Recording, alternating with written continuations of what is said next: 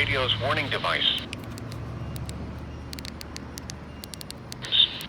This is a test of NOAA weather radio's warning device. All right, what Madisonville? With us for Labor Day and into Tuesday with a temperature of 74. Test is postponed until the first available good weather day.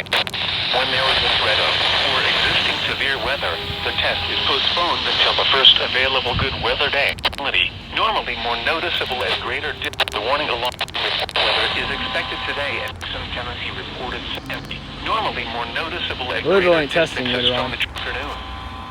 The holiday week in portions of West Kentucky, South. The warning alarm will be activated for mostly which is affecting locations in portions of West Kentucky, Southeast Missouri, Southern Illinois. We now return to our regular programming. This concludes this. Return to our regular program day.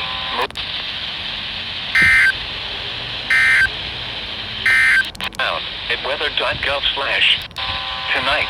Clear. This is the climate data for Bowling Green for yesterday. 54.